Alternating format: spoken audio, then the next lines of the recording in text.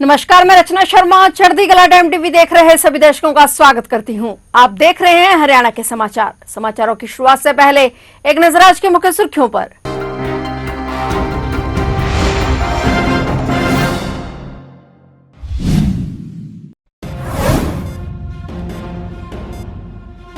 पंचकुला में आयोजित खिलाड़ियों का सम्मान समारोह, सीएम नायब सैनिक खिलाड़ियों को करेंगे सम्मानित। कल 24 खिलाड़ियों का होगा सम्मान।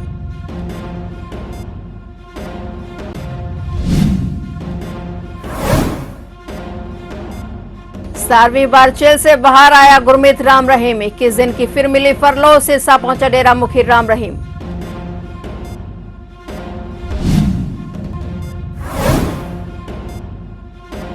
सत्ताईस अगस्त से विधानसभा में दिखेगा सियासी संग्राम। मानसून सत्र में सत्ता विपक्ष की आर पार की तैयारी। हरियाणा विधानसभा का मानसून सत्र 27 अगस्त से होगा शुरू।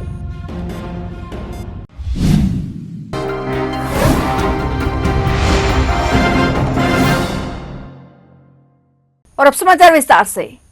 कॉमनवेल्थ गेम्स में देश और प्रदेश का नाम रोशन करने वाले हरियाणा के खिलाड़ियों को राज्य सरकार सम्मानित करेगी। मुख्यमंत्री नायब सिंह सैनी कल 26 अगस्त को पंचकुला के ताऊ देवीलाल स्टेडियम में आयोजित होने वाले समारोह में पदक विजेता खिलाड़ियों के साथ कॉमनवेल्थ गेम्स विजेताओं को भी सम्मानित करेंगे। कॉमनवेल्थ गेम्स 2026 में हरियाणा का प्रतिनिधित्व करने वाले 24 खिलाड़ियों पर अब सरकार करीब 14 करोड़ रुपए की इनामी राशि बरसाएगी। राज्य सरकार ने इन खिलाड़ियों को कुल 13,97,50,000 रुपए का नगद पुरस्कार देने का निर्णय लिया है। खिलाड़ियों को यह पुरस्कार 26 अगस्त को पंचकुला के सेक्टर 5 स्थित इंद्रधनुष ऑडिटोरियम में आयोजित सम्मान समारोह में दिया जाएगा। सरकार की सूची में 7 स्वर्ण, 2 रजत और 2 कांस्य पदक विजेताओं के अलावा 13 प्रतिभागी खिलाड़ी शामिल हैं। नगद पुरस्कार में सबसे बड़ा हिस्सा 7 स्वर्ण पदक विजेताओं को मिलेगा। इन 7 खिलाड़ियों को 1.5 करोड़ रुपए दिए जाएंगे।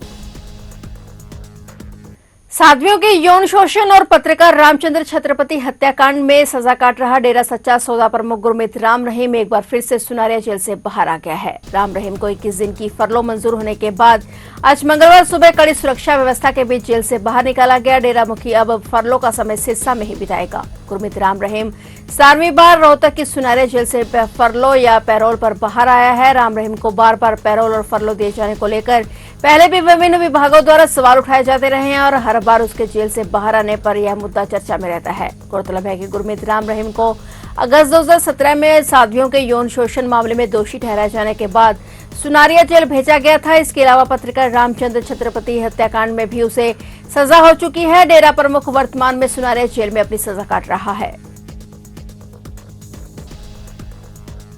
हरियाणा विधानसभा का मानसून सत्र 27 अगस्त से शुरू होने जा रहा है और इसके हंगामेदार रहने के आसार अभी से दिखाई देने लगे हैं। विपक्षी कांग्रेस ने सरकार को घेरने के लिए जहां हरियाणा कौशल रोजगार निगम, कानून व्यवस्था, बढ़ती बेरोजगारी और जनहित से जुड़े अन्य मुद्दों को प्रमुख हथियार बनाने की तैयारी की है, वहीं सत्ता पक्ष भी विपक्ष के हमलों का जवाब देने के लिए पूरी तरह से तैयार नजर आ रहा है। हाल ही में कांग्रेस सांसद दीपेंद्र सिंह हुड्डा की ओर से सज्जन कुमार के मृत्यु के बाद दिए गए बयानों को लेकर भाजपा विधायक सदन में कांग्रेस पर पलटवार कर सकते हैं। ऐसे राजनीतिक माहौल में इस बार का सत्र केवल विधायी कामकाज तक सीमित रहने के बजाय सत्ता और विपक्ष के बीच तीखी राजनीतिक बहस का मंच बन सकता है। मुख्यमंत्री नायब सिंह सैनी भी सदन में सरकार की रणनीति का नेतृत्व करते हुए नजर आ सकते हैं। मुख्यमंत्री का प्रयास रहेगा कि सरकार की उपलब्धियों, नीतिगत फैसलों और विकास कार्यों को विपक्ष के आरोपों के बीच मजबूती से रखा जाए। राजनीतिक तौर पर संवेदनशील मुद्दों पर मुख्यमंत्री स्वयं मोर्चा संभाल सकते हैं। अब निगाहें इस बात पर रहेंगी कि सत्ता पक्ष और विपक्ष के बीच यह राजनीतिक मुकाबला किस स्तर तक पहुंचता है।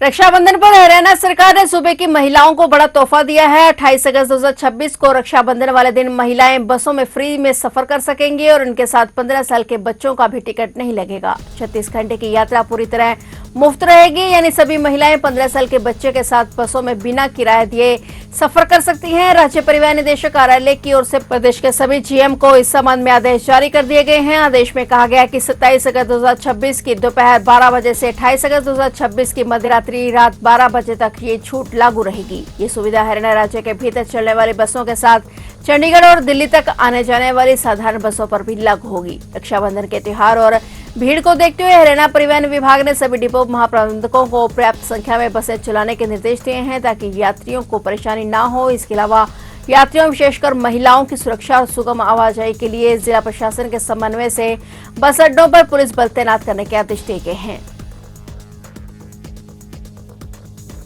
यमुनानगर में स्वाइन फ्लू ने स्वास्थ्य विभाग की चिंता बढ़ा दी है। महज 24 घंटे में हरियाणा में स्वाइन फ्लू के 8 नए केस सामने आए हैं, जिनमें सबसे ज्यादा 3 केस अकेले यमुनानगर से हैं। 3 मरीजों में स्वाइन फ्लू के लक्षण मिलने के बाद सिविल अस्पताल में अलग वार्ड तक तैयार करना पड़ रहा है। तो 2 मरीज ग्रामीण क्षेत्र से हैं, जबकि 1 मरीज शहरी क्षेत्र का बताया जा रहा है। यमुनानगर में मौसम बदलते ही स्वाइन फ्लू को लेकर स्वास्थ्य विभाग अलर्ट मोड पर आ गया है। सिविल अस्पताल में 3 मरीजों के लिए अलग वार्ड बनाया गया है। सीएमओ के मुताबिक 2 महिलाओं और 1 पुरुष में स्वाइन फ्लू के लक्षण पाए गए हैं। सबसे बड़ी चिंता की बात यह है कि हरियाणा में पिछले 24 घंटे के दौरान 8 नए केस सामने आए हैं और इनमें से 3 केस यमुनानगर के ही हैं। यानी राज्य में सामने आए नए मामलों में यमुनानगर की हिस्सेदारी सबसे ज्यादा है। मौसम में बदलाव के साथ फ्लू जैसे लक्षण बढ़ने की आशंका रहती है। स्वास्थ्य विभाग लोगों को सावधानी बरतने की सलाह दे रहा है। सीएमओ ने कहा है कि लोग भीड़ भाड़ वाली जगहों पर चेहरे पर मास्क का इस्तेमाल करें और अगर तबीयत बिगड़ती नजर आए तो इसको हल्के में ना लें, बल्कि समय रहते जांच करवाएं। फिलहाल स्वास्थ्य विभाग की नजर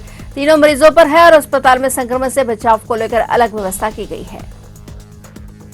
एंटी नारकोटिक्स सेल पंचकुला की टीम ने नशा तस्कर को गिरफ्तार किया है। आरोपी के पास से भारी मात्रा में हेरोइन बरामद की गई है। पूछताछ में सामने आया कि आरोपी हेरोइन को पंजाब से पंचकुला में सप्लाई करना चाहता था। आरोपी की पहचान 21 वर्षीय समरजीत सिंह के रूप में हुई है, जो पंजाब के जिला फाजिलका का रहने वाला है। पुलिस ने आरोपी के कब्जे से 305 ग्राम हेरोइन बरामद की है, जिसकी अनुमानित कीमत करीब 61 लाख रुपए आंकी गई है। आरोपी के खिलाफ थाना सेक्टर 7 पंचकुला में एनडीपीएस एक्ट के तहत मामला दर्ज किया गया है। डीसीपी क्राइम एवं ट्रैफिक आईपीएस अमरिंदर सिंह के अनुसार एंटी नारकोटिक सेल को गुप्त सूचना मिली थी और पुलिस टीम ने घेराबंदी कर उसे मोटरसाइकिल सहित काबू कर लिया। तलाशी के दौरान आरोपी के कब्जे से 305 gram heroin, 1 Apple iPhone, cash और सप्लाई में प्रयोग मोटरसाइकिल बरामद की गई है। आरोपी के आपराधिक रिकॉर्ड और उसके संपर्क में रहे अन्य व्यक्तियों की भी जांच जारी है। हिसार में बदमाशों ने एक प्रॉपर्टी डीलर के ऑफिस, एक कारोबारी के घर और एक जगह हवाई फायरिंग की और इसके बाद बदमाशों ने नई सब्जी मंडी के गेट के पास हवाई फायर किया और फिर जहाज पुल चौक की तरफ गलियों में भाग गए। बाइक सवार 5 युवकों ने आज सुबह शहर में 3 जगह पर फायरिंग की और बदमाशों ने एक प्रॉपर्टी डीलर के ऑफिस, एक कारोबारी के घर और एक जगह हवाई फायरिंग की है। गनीमत रही कि इस दौरान किसी को भी गोली नहीं लगी। सूचना पाकर एसटीएम थाना सीआई 1 और सीआई 2 की टीम मौके पर पहुंची और जांच शुरू की गई। आरोपियों में पीयूष, विनय, समर, देवेंद्र और नोमी का नाम सामने आया है। वहीं पुलिस मामले की जांच में जुटी हुई है। सीसीटीवी फुटेज खंगाले जा रहे हैं। जिला बैडमिंटन एसोसिएशन करनाल द्वारा आयोजित 59वीं जिला बैडमिंटन चैंपियनशिप 2026 का कर्ण स्टेडियम में भव्य समापन हुआ। समापन समारोह में खिलाड़ियों, अभिभावकों और खेल प्रेमियों में खासा उत्साह देखने को मिला। समापन समारोह के मुख्य अतिथि आईपीएस सुरेंद्र भौरिया रहे। उन्होंने खिलाड़ियों और युवाओं को संबोधित करते हुए कहा कि युवा अपनी ऊर्जा का सकारात्मक इस्तेमाल खेलों में करें। यदि युवा खेलों से जुड़ेंगे तो समाज में नशे जैसी बुराइयों को स्वतः ही समाप्त करने में मदद मिलेगी। उन्होंने कहा कि देश के लगभग सभी प्रमुख खेलों में हरियाणा के खिलाड़ियों का योगदान कई बार आधे से भी अधिक रहा है। प्रतियोगिता के विभिन्न आयु वर्गों में उत्कृष्ट प्रदर्शन करने वाले विजेता एवं उपविजेता खिलाड़ियों को कैश प्राइज, प्रमाण पत्र और ट्रॉफी प्रदान कर सम्मानित किया गया। आज क्लोजिंग सेरेमनी है, तो इन सभी जो ऑफिस जो डिस्ट्रिक्ट बैडमिंटन एसोसिएशन है, इन सबको मैं शुभकामनाएं देता हूँ, मुबारकबाद देता हूँ कि जो इवेंट हुआ है बड़ा सक्सेसफुल इवेंट रहा है, जो पता लगा है। खासकर जो विनर्स हैं इस टूर्नामेंट के, उन सबको वो सभी बधाई के पात्र हैं।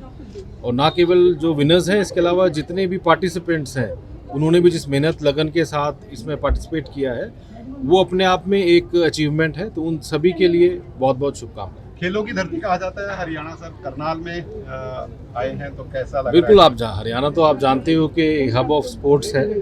तो जितने अभी कॉमनवेल्थ गेम्स में भी आपने देखा, जो मेडल्स हैं, अगर प्रोपोर्शन देखें तो सबसे ज़्यादा हरियाणा से है। और एक बहुत अच्छा, क्योंकि यहाँ डाइट भी अच्छी है, यहाँ जो है फिजिक हेल्थ जो हमारा यूथ है उन सबका बहुत अच्छा है। तो इसको और ज़्यादा स्पोर्ट्स को प्रमोट करने की आवश्यकता है। जिन नशे की ओर जा रहे हैं सर, उनको कैसे? हाँ जी, जो युवा नशे की ओर बढ़ रहे हैं, देखिए नशे से बचने का यही तरीका है, बच्चा स्पोर्ट्स में जाए, अपने डाइट पे ध्यान दे। स्पोर्ट्स में रहेगा तो वो लाइफ में डिसिप्लिन भी आएगा। और साथ साथ पेरेंट्स को भी मेरी एडवाइस है कि बच्चे की एक्टिविटीज़ पे ध्यान रखें, या तो स्पोर्ट्स या पढ़ाई, यही बचाव है।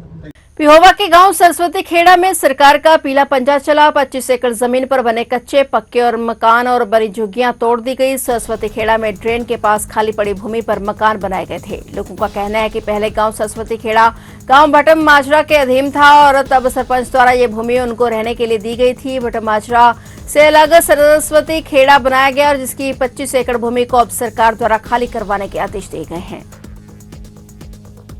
चन्नी सरपंच ना दे रखी है सारे यहाँ प्लाट काट का। क्या नाम है जी आपका? मेरा नाम बूरो जी। तो क्या कहोगे जी, इस मकान तोड़ने के लिए आए आप? मकान जी यहाँ 15-20 साल हो गए माने यहाँ रहने देना है। चन्नी सरपंच ने यहाँ प्लाट काट का दे रखे भी घेरना रहे। क्या बात जी, तो सरपंच वोट सारी कागज पत्र सारे माने यहाँ के करवा रखे, सारे चन्नी सरपंच ने बनवा रखे हैं। मीटर मारे लग रहे हैं, सारे काम हमारे यहाँ के हो रहे हैं। बताइए तो मौके का सरपंच क्या कहता है? ये भी यही कह रहे हैं नुका गिरेंगे थारे, फिर वो आगे कह रहे प्लाट भी नहीं मिलते। ये बताओ जी कहाँ जाएंगे गरीब बंदे हैं? ये तो माने कहीं रहने के लिए जाएंगे, दे हम आप देड़ लेंगे, अपने आप को काट लेंगे सामान अपना। हमारे कुछ तो सुनाई होनी चाहिए।